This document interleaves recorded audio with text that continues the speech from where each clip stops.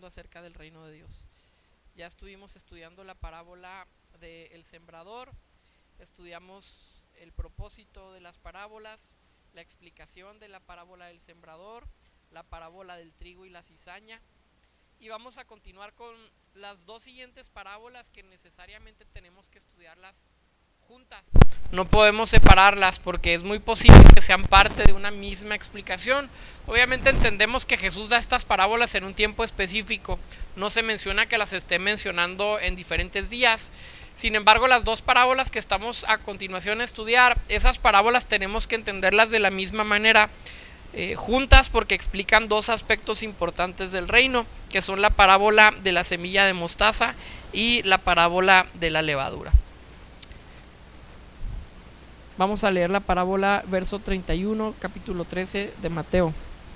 Otra parábola les refirió diciendo: el reino de los cielos es semejante al grano de mostaza, que un hombre tomó y sembró en su campo, el cual a la verdad es la más pequeña de todas las semillas, pero cuando ha crecido es la mayor de las hortalizas, y se hace árbol, de tal manera que vienen las aves del cielo y hacen nidos en sus ramas. Verso 33. Otra parábola les dijo: el reino de los cielos es semejante a la levadura que tomó una mujer y escondió en 3 medidas de harina hasta que todo fue leudado.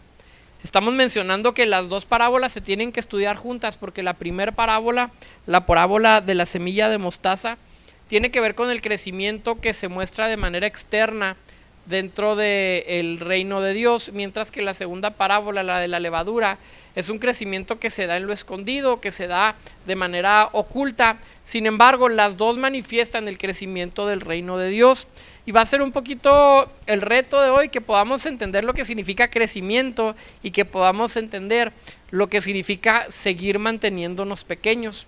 Porque es muy fácil entrar a estudiar las parábolas y decir, bueno, las parábolas se tratan de que tiene que crecer el reino y tiene que crecer la influencia, que son las dos cosas que manejan las dos parábolas, pero no podemos olvidarnos de los pequeños comienzos o de las cosas que tienen importancia delante de Cristo cuando estamos hablando de lo que significa ser pequeño.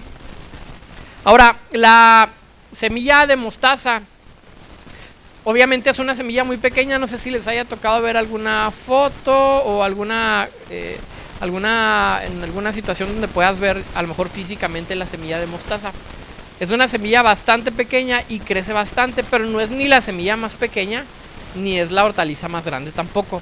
De hecho, el crecimiento de la mostaza puede llegar a medir entre 3, 4 metros alrededor de eso, pero es suficiente para que dentro de ese crecimiento puedan venir las aves y puedan anidar en esta planta que conocemos. Entonces, lo que estaba haciendo Jesús en primer lugar es: voy a tomar algo que ustedes conocen para enseñarles un principio fundamental. Y eso lo hace Jesús alrededor de todas sus enseñanzas.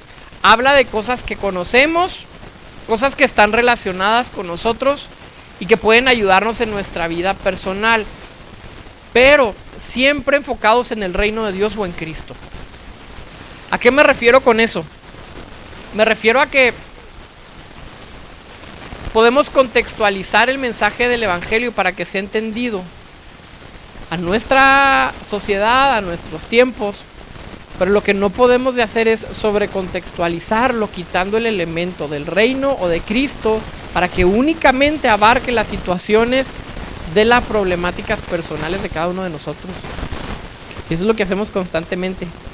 Voy a presentar el evangelio de manera contextual, pero voy a hablar de tus problemas, y a eso le llamamos contextualización, y es una contextualización, pero estamos eliminando el elemento del reino.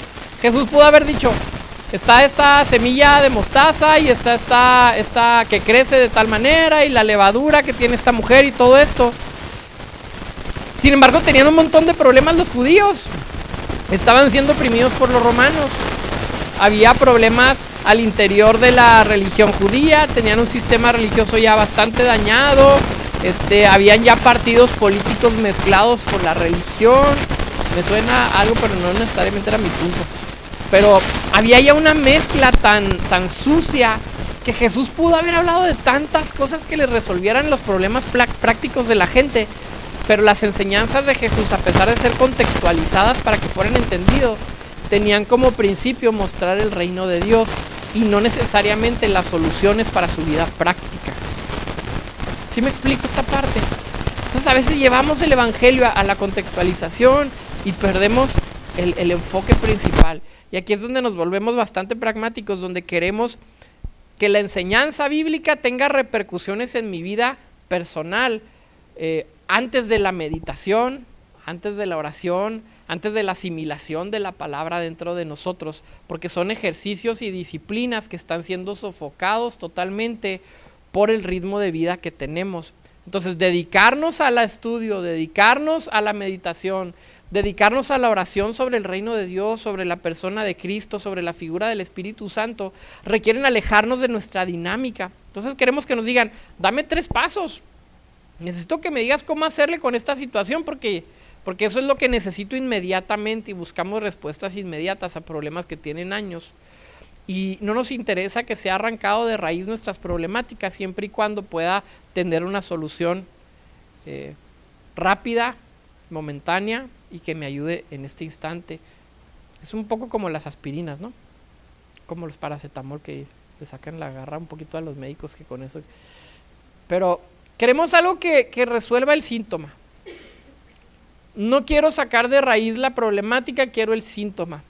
Y a veces en esa problemática también la iglesia creo que ha buscado solucionar los problemas sociales por medio de cosas que son sintomáticas. Por ejemplo, cuando empezamos a llevar comida a los hospitales hace varios años, o cuando empezamos a llevar comida a los migrantes, inmediatamente nos tuvimos que dar cuenta que eran soluciones sintomáticas. ¿Estamos de acuerdo? No estamos eliminando la migración, no estamos dignificando la vida de una manera profunda, y viernes tras viernes y día tras día empiezan a llegar personas.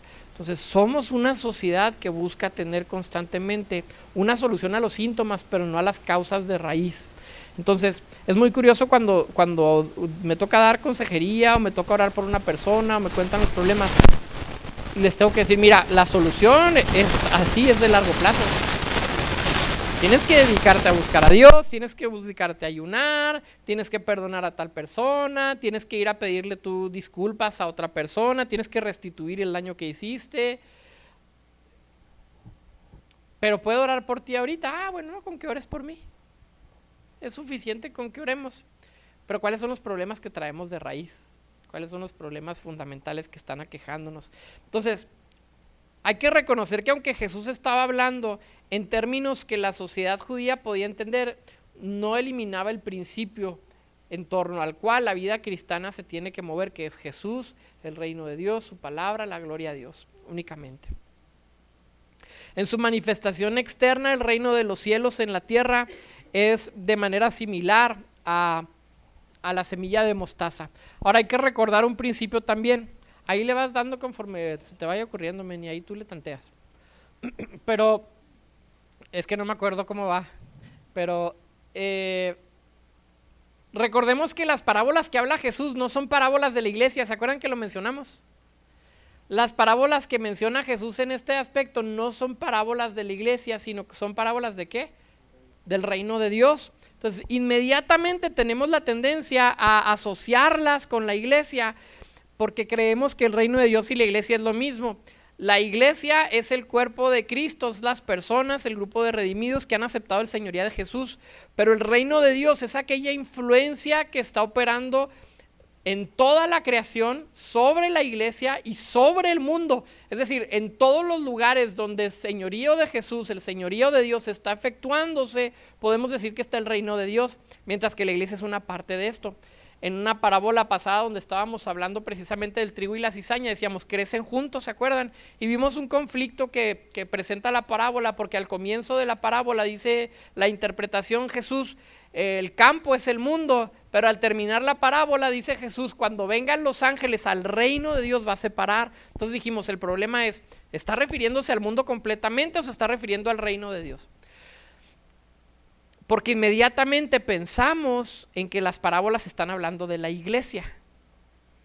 Pero si empezamos a pensarlas como el reino de Dios, empezamos a tener luz en áreas donde no necesariamente la tenemos. Entonces, cuando Jesús está hablando de la semilla de mostaza, está diciendo en su manifestación externa, el reino de Dios o el reino de los cielos es semejante a la semilla de mostaza. Ahí va incluida la iglesia, pero no está hablando exclusivamente de la iglesia. Y lo menciono porque podemos cometer el error de pensar, bueno, como alguna interpretación de algunas otras tradiciones cristianas, dicen así fue la iglesia como el grano de mostaza, nació en un poco de gente. Por ahí hay una diapositiva con el crecimiento del cristianismo, donde se va siendo Jesús como el fundador, luego hubo 12 discípulos que estuvieron cercanos a Cristo, luego en Pentecostés hubo 120 personas, dale nada más para enfrente,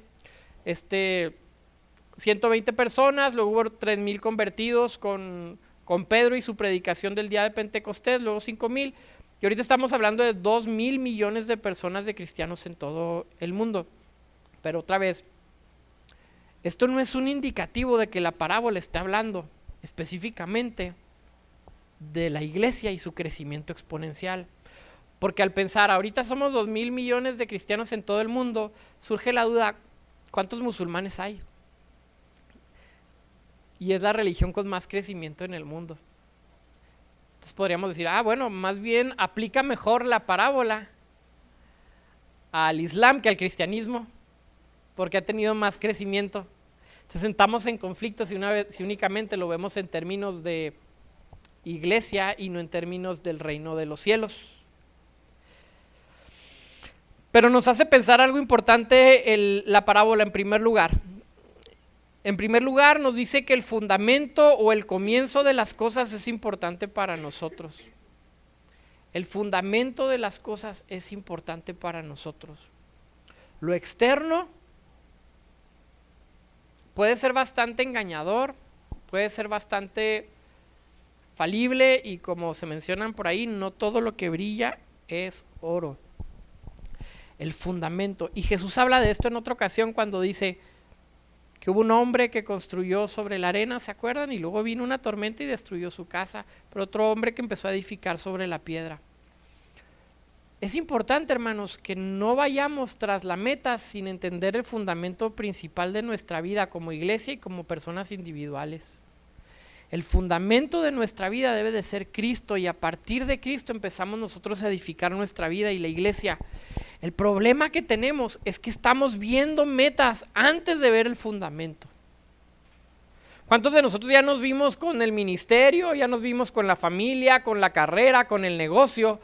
Cuando en un principio tenemos que aprender a buscar el fundamento que es Cristo, porque puedes pasar toda tu vida construyendo todo lo que tú crees y en un momento te darás cuenta que lo que has construido está siendo construido sobre la arena y se derrumba, y hemos visto que se derrumban una y otra ocasiones. Vidas de personas cristianas que están construyendo su vida no en torno a Cristo, sino en torno a lo que ellos creen que es lo mejor para sus propias vidas.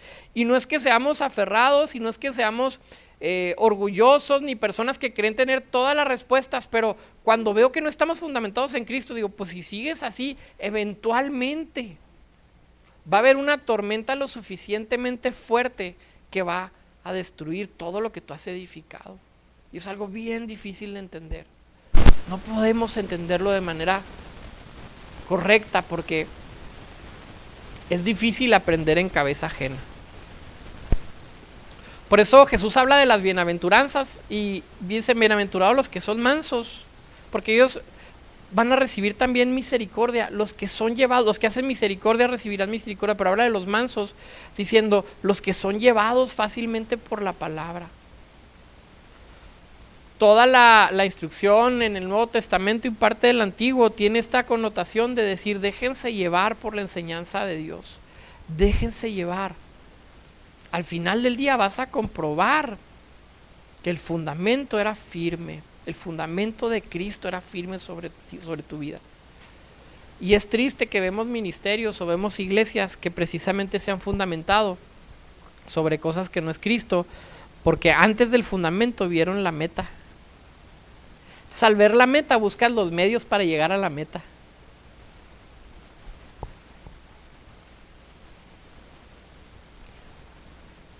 Uno de los errores que cometimos nosotros como congregación, y tristemente es algo que en todos lados veo cuando comenzamos la iglesia, fue comenzar con un programa para hacer una iglesia bajo una visión específica y no comenzamos bajo el fundamento.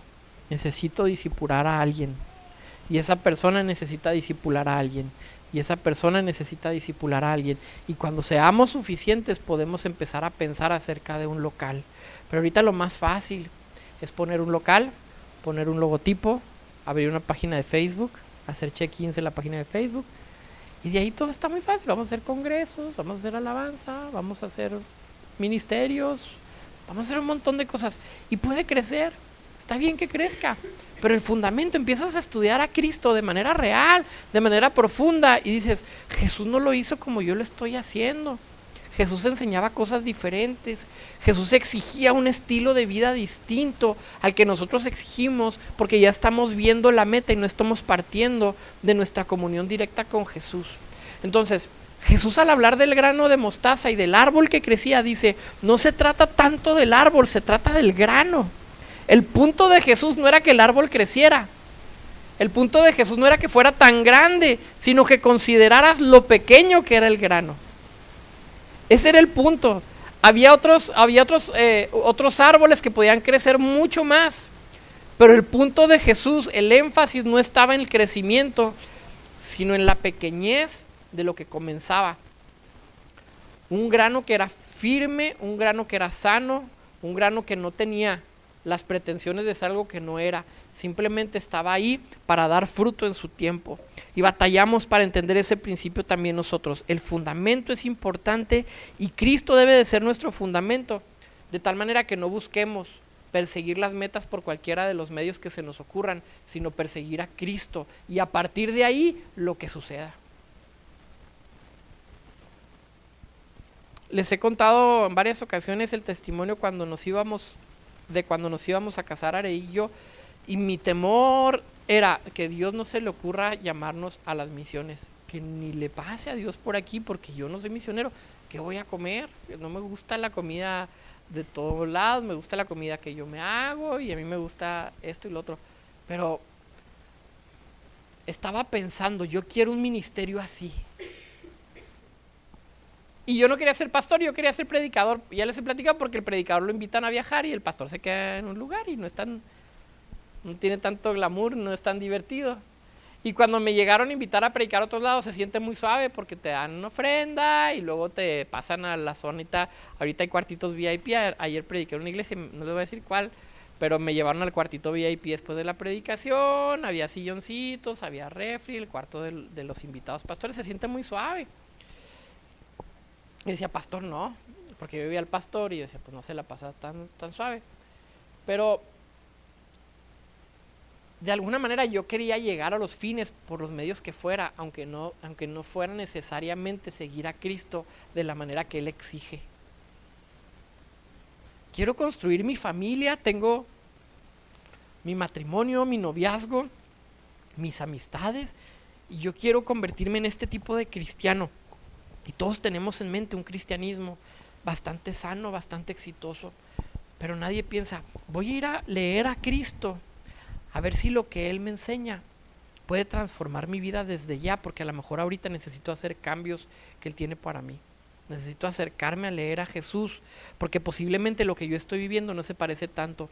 Y tengo que decir algo, si un árbol ha de crecer, tiene que ser podado, y yo pienso que nuestras vidas ya crecidas y ya encaminadas tanto como las llevamos nosotros, nos acercamos a Cristo para empezar a caminar con Él, y creo que lo primero que va a tener que hacer Dios es podar en nosotros todo aquello que no le gusta, y eso es algo que batallamos, porque me acuerdo hace 13, 14, 15 años, no recuerdo, cuando regresé yo a la iglesia y a conocer al Espíritu Santo de manera real, el Señor quitó cosas de mi vida y me dolieron, y pasamos por cosas como familia difíciles en nuestra vida, y yo recuerdo que yo lloraba, pero era una mezcla de dolor con el consuelo del Espíritu Santo al mismo tiempo. Era un tiempo difícil de entender, pero tenía una comunión con Dios sumamente fuerte. La comunión con el Espíritu Santo era sumamente real, sumamente fuerte en mi vida, y había mucho dolor.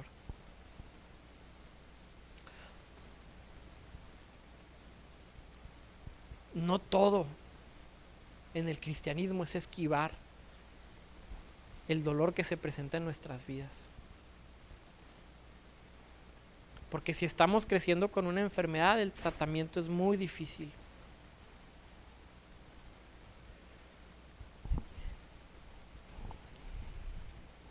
Hubieron algunas personas muy interesantes que también se les dio una idea y la dejaron crecer en su mente hasta transformar muchas cosas, de igual manera como el grano de mostaza. Aquí está el monje Teodoreto.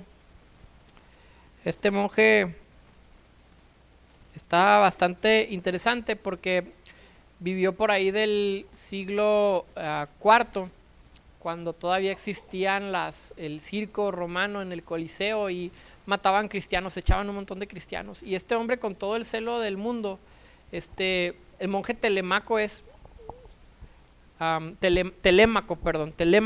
pero el que escribe sobre su historia es precisamente Teodoreto. Pero iba este monje y vio que estaban matando cristianos en el Coliseo y hace algo bastante interesante. Sale corriendo, se logra meter al Coliseo romano y con todo el celo del mundo se mete entre los gladiadores y los cristianos. Empieza a decir: dejen de pelear y dejen de matar a los cristianos. Y se levantan unos soldados y lo asesinan en la arena. Ya se imaginarán la euforia que esto causó, porque era precisamente lo que andaban buscando, el espectáculo. La semana pasada fuimos a un concierto, hablando de que nos gusta el espectáculo. Fuimos a un concierto y cuando empezó la adoración se metió una persona a gritar, ¿verdad, amor? Y pues dijimos, está endemoniada, empezó a gritar. ¡Ah! Y ya pues amablemente los sugieres tuvieron que acompañarlo hacia su salida, porque lo sacaron a la fuerza, pero ahí estábamos todos. La adoración la dejamos por un lado, pero estaba interesante acá el show. Imagínense que eso estaba pasando en el Coliseo romano. Se mete una persona a tratar de detener la matanza para los cristianos y terminan matándolo. El Coliseo romano se vuelve loco, hay una euforia tremenda, pero uno de los gobernadores ve eso y viene una convicción sobre su vida, y a causa de la muerte de Telémaco detienen el circo romano. A partir de ese momento se dice que se murió en el año 400, no está ahí, por ahí del 402, 403, que fue la última vez que se celebró el Coliseo romano con estas matanzas, y se dice que fue el día de la muerte de Telémaco, un hombre cristiano con un celo de Dios. El principio del reino empieza a ser aplicado a nuestras vidas cuando empezamos a tomar decisiones que van de acuerdo a su voluntad y pueden ser sumamente pequeñas, pero no queremos salirnos de nuestra burbuja porque queremos el plan grande, otra vez queremos la meta y no hacemos las cosas pequeñas que tenemos que hacer. Yo quiero cambiar al mundo, pero no aprendemos a dar un paso para transformar el mundo. Yo quiero cambiarme a mí mismo, pero ni siquiera empiezo con una cosa tan mínima en mi vida que pueda aportar para mi transformación. Porque nos da flojera llegar hasta el punto aquel, es que falta mucho. Como hay un dicho en Estados Unidos, ¿cómo te comes un elefante completo? Una mordida a la vez. No despreciemos el hacer pequeños cambios en nuestra vida que puedan transformar. Yo respeto la vida del güero porque no es secreto, pero tiene una convicción que lo hizo transformar su estilo de alimentación y se hizo vegetariano y luego vegano. Ahorita le aplauden para que tenga su recompensa en la tierra y no en el cielo y le robemos la bendición. Pero tiene una convicción que lo hizo cambiar un estilo de vida. Ahora, ¿cuántos animales puede salvar al güero? ¿Cuántos de nosotros podemos pensar, pues a lo mejor salvo una vaca en el año si se come una vaca completa en un año? Podemos decir que no hay un gran cambio significativo, pero constantemente despreciamos los cambios pequeños que pueden generar impactos en la sociedad y en nuestra propia vida. Cuando adoramos, cuando alabamos, cuando oramos a Dios, estamos tan acostumbrados a mantenernos tan lejos de la presencia de Dios que un cambio tan significativo como verdaderamente, hoy voy a levantar mis manos, nomás a ver qué pasa. Hoy voy a orar en voz alta a ver qué sucede. Cuando nunca has dicho perdón en tu vida, cuando jamás en tu vida le has pedido perdón a nadie. Voy a hacer un cambio pequeño. Voy a decirle, hoy me equivoqué yo, tienes razón. Y luego lo hacemos, tienes razón. Lo hacemos enojados. Pero hay cambios pequeños que traen resultados significativos. Le preguntaron a una muchacha en África, en un congreso de misiones que narra un misionero, cómo le hacían para extender el evangelio en África, en una zona donde estaban habiendo muchas conversiones al cristianismo. Y la muchacha platica y dice, cuando nosotros queremos llevar el evangelio a una aldea, preguntamos qué familia está dispuesta a irse, y siempre hay voluntarios, y una familia completa decide irse a vivir a algún lado y establecerse como cristianos, nada más. Exactamente lo que está haciendo ahorita, platicó Huicho sobre Héctor, exactamente eso. Ahí no hay cristianos, solamente voy a ir a ser cristiano. No tengo que llegar con un plan de evangelismo, no tengo que llevar con metas de conversiones masivas, tengo que tener congruencia en mi cristianismo. Antes de metas de conversiones de miles, pensemos si somos tan serviciales como Jesús. Dijo, yo no he venido para ser servido, sino para servir. Pensemos si somos tan amorosos, ama a Dios con todo tu corazón, llama a tu prójimo como a ti mismo. Después piensa en las multitudes que tú puedas tener para tu ministerio, para tu iglesia. Pero antes de pensar en los grandes resultados, piensa en los pequeños cambios que necesitas hacer en tu vida. Tengo que poner la otra mejilla. Lo que está pasando. Lo que está pasando ahorita con las iglesias. No sé quién tenga la razón, pero no se trata de quién tenga la razón. Porque los cristianos no están para buscar su propia justicia. No se trata que tengas la razón tú. Se trata de quién va a entregar la capa y la espada. ¿Quién va a poner la otra mejilla? ¿Quién va a sufrir el agravio, como dice Pablo?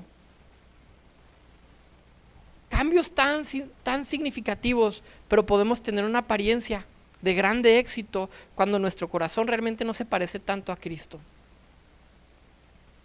Vamos a Isaías capítulo 53, un texto que me gusta y podemos aprender mucho.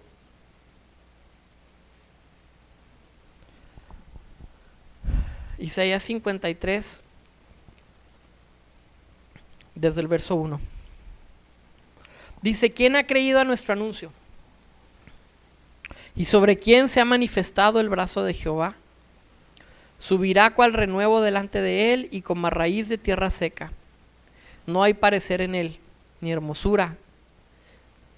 Le veremos, mas sin atractivo, para que le deseemos. Despreciado y desechado entre los hombres, varón de dolores, experimentado en quebranto, y como que escondimos de él su rostro. Fue menospreciado y no lo estimamos. Comienza el verso 1 diciendo, ¿quién nos creería si les platicáramos quién es el Mesías? Si yo te contara que no tiene las cualidades que esperarías ver en el Mesías, nadie nos creería. Esa es toda la ironía con que está empezando el capítulo del profeta. ¿Quién ha creído a nuestro anuncio? ¿Sobre quién se ha manifestado el brazo de Jehová? Si yo te contara quién era el Mesías. ¿Te acuerdas que estábamos en la escuela, en la secundaria, el orejón, el flaco? El que no sabía hablar. Si yo te contara quién fue el Mesías.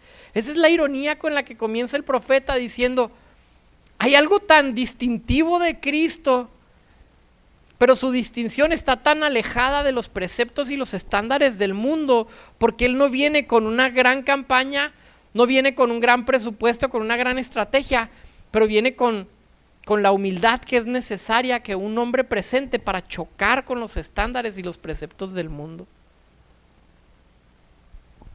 Ahorita hablábamos en el discipulado sobre un maestro que tenía yo, que yo considero muy sabio, a sus 80 y tantos años, era una persona que amaba a Cristo y caminaba con todo el gozo del Espíritu Santo, y decía, yo ya no sé muchas cosas, antes enseñaba de todo, hermenéutica, exégesis, escatología, todo lo que tú quieras.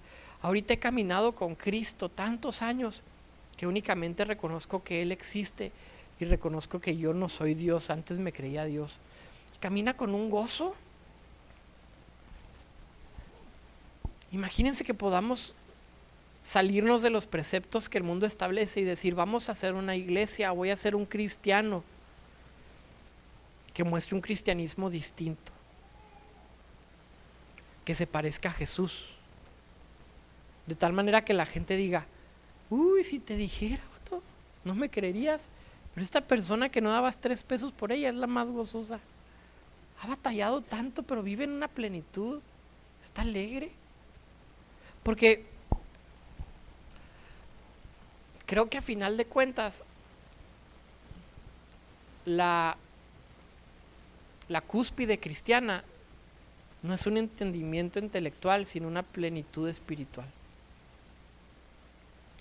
donde no puedes explicar todas las cosas, pero tienes una convicción real dentro de ti, un gozo manifestado dentro de ti, que te hace caminar distinto a como el mundo camina. Jesús precisamente fue como un renuevo, como una raíz en tierra seca, y dice, no había parecer, no había hermosura. Y a veces queremos agregarle tantas cosas a Jesús. Y Jesús les dijo, hay un granito, mira este granito, es suficiente. Oye, vamos a poner una macetita bonita, ¿no? Y le ponemos un moñito. Vamos a adornarlo. Porque posiblemente a la gente no le interese el granito, pero somos expertos en mercadotecnia. ¿Cómo le hago para que me compren el grano? ¿Cómo le hago para que la gente compre lo que estoy vendiendo? Vamos a adornarlo. Y esa es la belleza del cristianismo, que no necesita ser adornado. La belleza de Cristo es que no necesitó ser embellecido. La belleza es que se presenta tal como Él es, bajo estándares divinos y no bajo estándares terrenales, diciendo, yo soy el Mesías. Aprende a encontrar la belleza que hay en mí, porque a los estándares del mundo no existe.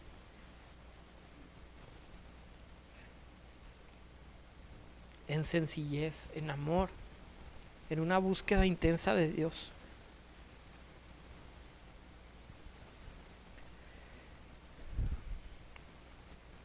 Decía un amigo, parece que queremos vender a Cristo, y en nuestro afán tan grande de venderlo, hasta mentiras contamos. Les presentamos un Cristo que no es el real. Y la gente está comprando un cristianismo que no es el genuino. Y cuando le dices, oye, creo que eso no es lo que dice el Evangelio, hay una ceguera espiritual que les impide ver a Jesús. Ayer que estaba predicando, yo les decía esto a los muchachos. ¿Cuántas predicaciones has escuchado en el último mes? ¿Cuántos libros? ¿Cuántas películas cristianas? ¿Cuánta alabanza has tenido? ¿Y cuántas veces has analizado el Evangelio a ver qué dijo Cristo? Y hay una reinterpretación de las palabras de Jesús. Y yo les decía, inmediatamente nos vamos a la reinterpretación antes de buscar el principio. Pon la otra mejilla y decimos, bueno, seguramente debe haber algo contextual o la palabra griega, algo debe de haber, pero el mandamiento es muy sencillo. No sepa tu mano derecha lo que hace tu mano izquierda, no sepa tu mano izquierda lo que hace tu mano derecha. Haz tesoros en el cielo. ¿Se acuerdan todas estas que vimos hace unas semanas? Cuando ayunes, que nadie sepa. Palabras tan directas de Cristo. Pero yo ya aprendí cómo hacer guerra espiritual. Pero yo ya aprendí lo que significa el reino de Dios y ser reyes y sacerdotes. Pero ya aprendí cómo decretar. A ver, espérame tantito. Pero el que quiera ser más grande entre vosotros, que aprenda a servir a sus hermanos. Eso ya lo aprendiste. Eso está muy directo, no tiene una reinterpretación. No tienes que estudiar un montón de cosas más. Lo más fundamental. Pero ya pusiste la otra mejilla. Pero ya amas a tus enemigos. Yo no entiendo cómo hay iglesias cristianas que están de acuerdo con la guerra, que es ir a matar a tu enemigo, y en Estados Unidos es algo muy debatido, porque hay iglesias cristianas que dicen está permitida la guerra a tus enemigos, y hay otros que dicen, oye, pues Jesús dijo que amaras a tus enemigos. No me suena mucho irlos a matar con amarlos, como que no se parece, hay una incongruencia. Hay palabras de Cristo que son sumamente claras, pero lo embellecemos de una manera extraña para presentarlo, y lo que terminamos presentando es algo bastante alejado del verdadero Jesús. Y la gente allá afuera se está preguntando por qué la iglesia cristiana no es la respuesta que ellos quieren. La gente de afuera se está preguntando, en la iglesia supongo que deberían de ser así, así, así, pero yo veo que son así, así, así. Y nos lo dicen, y en nuestro cristianismo decimos, pues, pero casca con mi idea de cristianismo. pero lo ves a la luz de Cristo y no casca con Jesús. No casca con Jesús, y la gente de afuera se pregunta, pues ¿dónde está aquello que estoy buscando? Porque en la iglesia no lo encontré. La gente anda buscando a Jesús y no lo encuentra en nuestras vidas. Mateo capítulo 6, verso 19. En el Nuevo Testamento este mismo principio de lo despreciado, de lo pequeño, de aquello que no tiene apariencia exitosa. Perdón, vamos, Lucas, nada que ver. Gracias. 12:32. Lucas capítulo 12, verso 32. Les dice Jesús: no temáis, manada pequeña, porque a vuestro Padre le ha placido daros el reino. Me fascinan estas palabras de Jesús, porque les habla de una manada pequeña. No temas, eres una manada pequeña y no tengas temor, porque a tu Padre le ha placido darles el reino. Hemos estado repitiendo el ejemplo de los anabaptistas. Cuando veas una manada pequeña que está siendo perseguida, pero está pronta a seguir a Cristo y está pronta a compartir del Evangelio y está pronta a morir por causa de Él, que viven en amor comunitario unos con otros, en ese momento has encontrado a la iglesia. Júntate con ellos. Le dijo una mamá que estaba a punto de ser asesinada en una carta que dejó para su hijo. Una manada pequeña. ¿Sabes que para esta época ya la institución católica como la institución protestante teníamos tantos edificios? Teníamos tanta presencia y tanta influencia. Y dentro de todo ese reino Jesús también les habla y les dice: hay muchos, pero ustedes, una manada pequeña, un remanente, unos pequeños que son trigo en medio de la cizaña, unos pequeños que han recibido la palabra y han dado fruto. Se fijan en la parábola del sembrador, dice: sembró aquí, aquí, aquí, acá, y solamente uno dio fruto. Y luego la parábola de la cizaña es que dice: crecen juntos, pero hay tanta cizaña en medio del trigo. Cuando se ve multitud, inmediatamente tenemos que sospechar y decir: me resulta sospechoso, conforme a las parábolas, que una dice que el sembrador, solamente una pequeña porción va a dar fruto. En la siguiente parábola dice: dentro de toda esa multitud hay un montón de cizaña. Y en la otra parábola dice: de los pequeños comienzos. Me resulta sospechoso cuando hay una multitud. No estoy diciendo que sea malo, y creemos en los avivamientos y hemos visto que miles de personas se convierten. Pero no debemos despreciar el convertirnos en una comunidad pequeña si es que estamos dando fruto de lo que Cristo nos está hablando. A lo mejor se les antoja pertenecer a una iglesia más grande. A mí se me antoja pertenecer a una iglesia más grande. Y yo digo: qué chida esa iglesia. A mí me gustaría que me contrataran y con un buen sueldo para dar clases, o que me contrataran en la alabanza. Yo quisiera, qué suave. Pero luego digo: el Señor no nos llamó a un éxito ministerial o a un éxito bajo estándares normales. Pero si fuéramos 2 o 3 que realmente buscamos a Cristo, eso sería suficiente para mí. Es más, si yo mismo buscara a Cristo como lo predico, sería a veces suficiente para mí. Si mi propia vida manifestara cambios de ese tipo. Pero en el Nuevo Testamento Jesús les habla a sus discípulos y dice: ustedes son una manada pequeña y los voy a enviar como ovejas en medio de lobos. Es decir, no van a tener ustedes el gobierno, no van a tener ustedes el poder, no van a ser ustedes quienes gobiernen y establezcan las normas del mundo, sino que el mundo los va a perseguir. Cuando llega unos siglos después, por ahí en el año 320, 318, que se convierte Constantino, el emperador del Imperio Romano, era una persona bastante importante, como diría alguien, su poder y su autoridad no lo tiene ni Obama. Realmente era mucho más poderoso que Obama. Cuando estaba ahí, pasan 80 años, únicamente 80 años históricamente, en que la iglesia de Jesús era la iglesia perseguida, era la iglesia pequeña, era la iglesia que sufría por causa del evangelio. 80 años después se convierte en la iglesia que persigue, que mata y que establece el reino de Dios por base de la fuerza y del asesinato.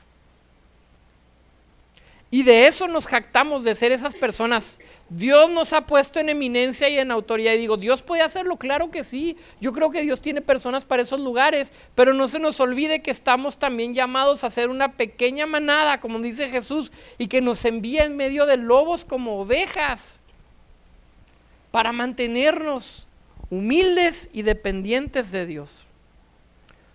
Nuestros grandes triunfos se convierten en nuestros grandes enemigos en el momento en que dejamos de depender de Dios. Mi gran éxito de negocios, mi gran éxito ministerial, mi gran éxito familiar se puede convertir en un enemigo si me alejan de la dependencia real y total hacia Cristo.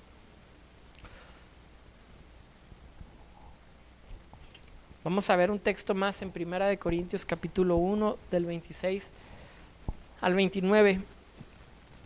Dice, pues mirad, hermanos, vuestra vocación, que no sois muchos sabios según la carne, ni muchos poderosos, ni muchos nobles, sino que lo necio del mundo escogió Dios para avergonzar a los sabios, y lo débil del mundo escogió Dios para avergonzar a lo fuerte.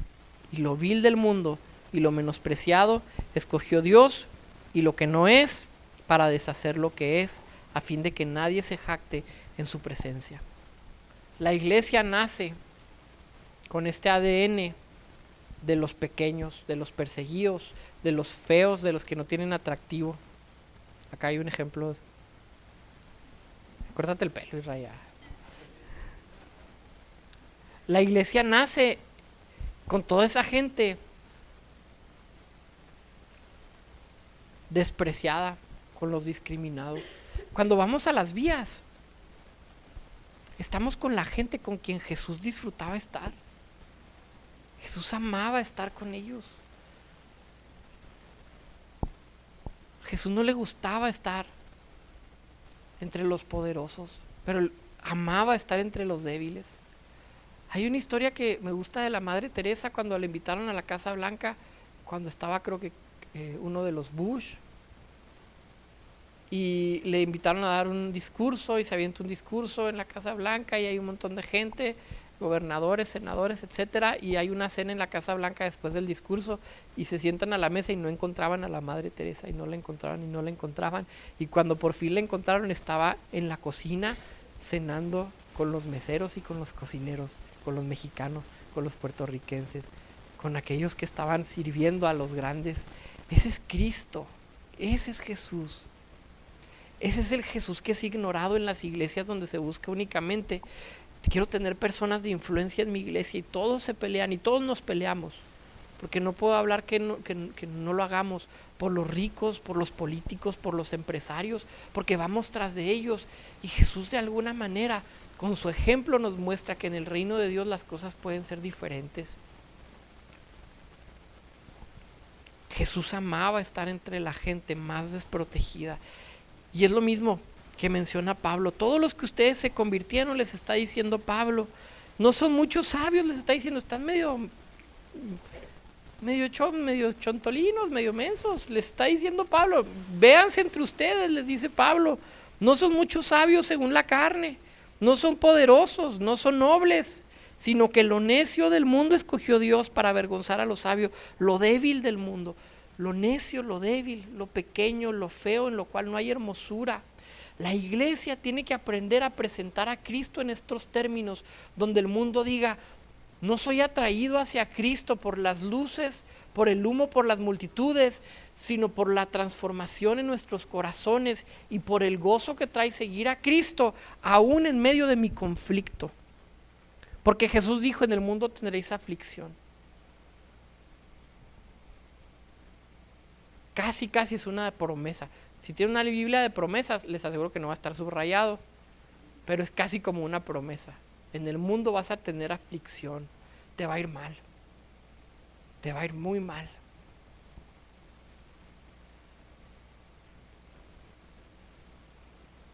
Pero en una ocasión les dijo Jesús, bienaventurados cuando los maten, cuando los acosen, cuando los golpeen, diciendo toda clase de maldad en contra de ustedes y de mentiras, siéntanse bienaventurados porque su galardón va a ser grande en los cielos. Dijo Beto ahora que vino al foro de cielo, nuestra teología del sufrimiento está en el último cajón empolvada. Es que todos luchamos por ser alguien. Esa es nuestra lucha constante. Nadie lucha por dejar de ser alguien.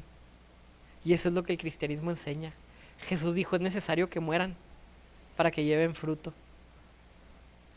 Jesús les dijo, es necesario que se nieguen a sí mismos. Y todos luchamos por ser alguien. Y nadie luchamos por dejar de ser alguien.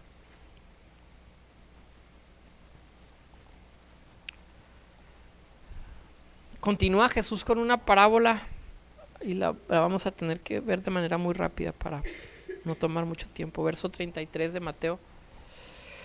Dice, el reino de los cielos es como la levadura que una mujer tomó y puso en 3 medidas de harina de trigo hasta que todo fermentó.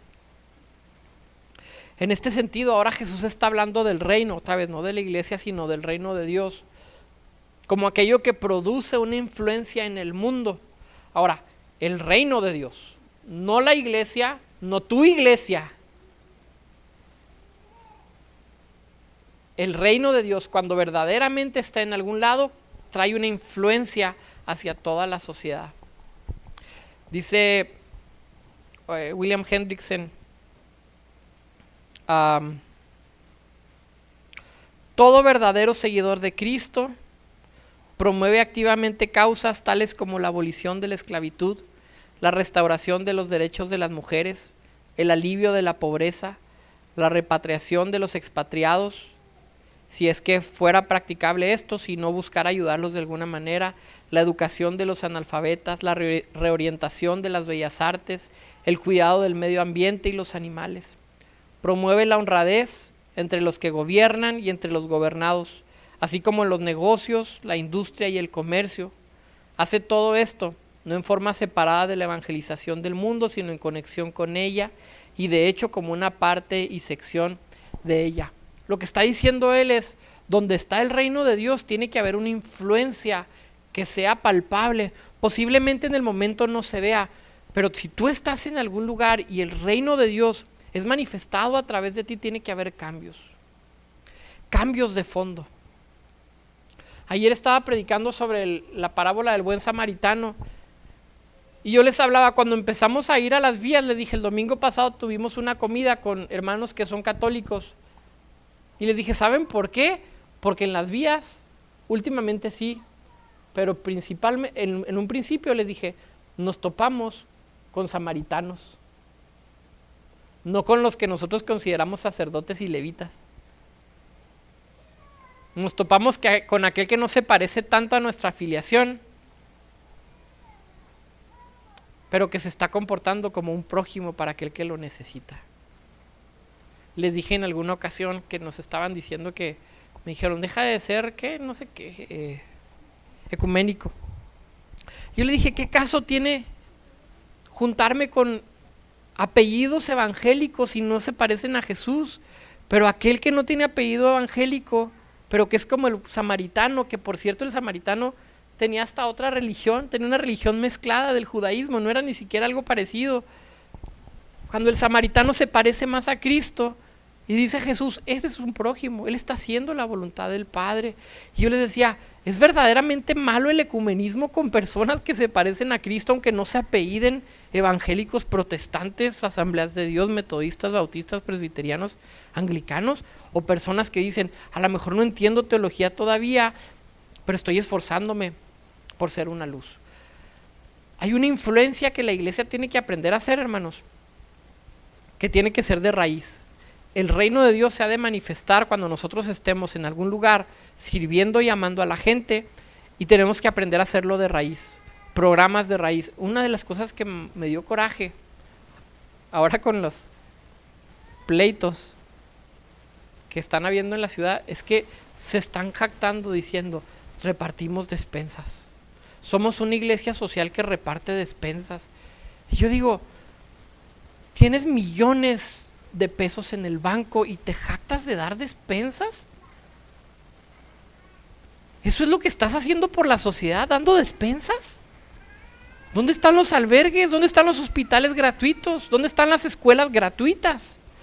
¿Dónde están los cambios significativos? Porque Dios te ha dado en tu mano los recursos para hacerlo, pero esos recursos los has utilizado para poner más cosas que crean más recursos. Entonces, como cristianos también estamos muy separados de los temas sociales y queremos únicamente por el síntoma aliviar, cuando el reino de Dios tiene que eliminar por completo esa situación. Creemos que puede suceder. La abolición de la esclavitud en Inglaterra fue por un cristiano, precisamente, que algún día le metieron una idea estando con el primer ministro, un consejero del primer ministro. Él era muy amigo, el cristiano, del primer ministro, y el consejero le dijo al cristiano: oye, deberías de proponer una reforma en contra de los esclavos. Una idea que le fue implantada. En ese momento él empezó a trabajar sobre ese tema y él quitó toda la esclavitud del Reino Unido. La segregación racial en Estados Unidos. Es curioso, conocemos a Martin Luther King, que fue un pastor bautista que peleó mucho por los derechos de los negros en Estados Unidos, pero se nos olvida que hubo un musulmán que estuvo trabajando con él que se llama Malcolm X. Trabajaron juntos para mostrar la justicia de Dios. No estamos hablando en términos ni de salvación ni de cristianismo, porque ni es el tema, ni siquiera sé cómo explicarlo. Estoy hablando de que el cristiano lucha y pelea por aquellas causas en los lugares donde están habiendo manifestaciones que no son del reino de Dios. Jesús les enseña a orar y les dice: hágase tu voluntad de la misma manera que es en el cielo, Señor, la misma manera que sea en esta tierra.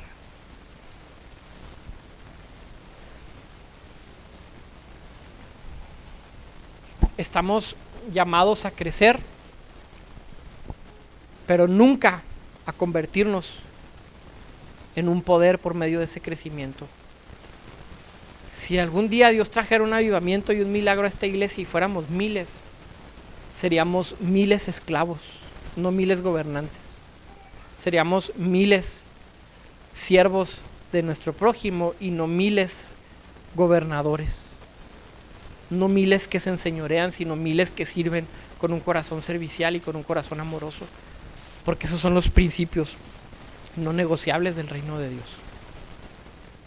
Si Dios nos hace jefes, si Dios nos hace presidentes, si Dios nos hace senadores, nada es pretexto para dejar de ser humilde, para dejar de ser amoroso, para dejar de ser servicial. Aún si Dios nos diera todas las naciones, sería para servir a las naciones. Vamos a orar. Señor, esta tarde, mientras leemos tu palabra,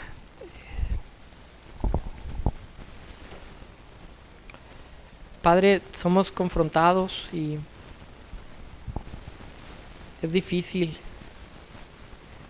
entender, pero has puesto ejemplos a lo largo de la historia de la iglesia y la iglesia primitiva, los mismos pescadores que tú utilizaste. Pablo diciéndoles: no son sabios, no son fuertes,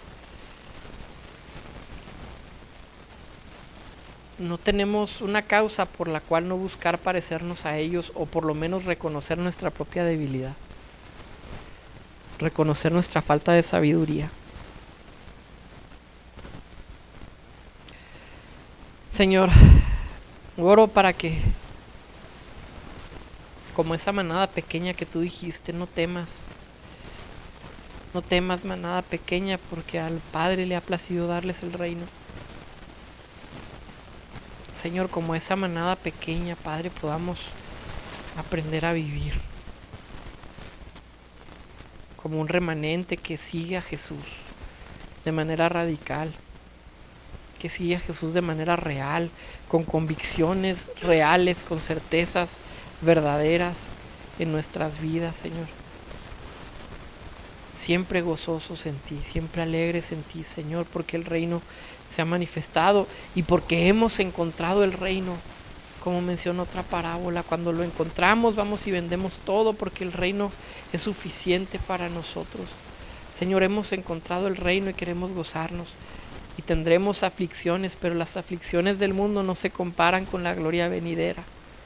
No se comparan con haberte encontrado a ti o con haber encontrado la perla de gran precio. Nada se compara, Señor. Enséñanos, Padre Santo, enséñanos, Señor, a caminar como hijos tuyos. En el nombre de Jesús. Amén.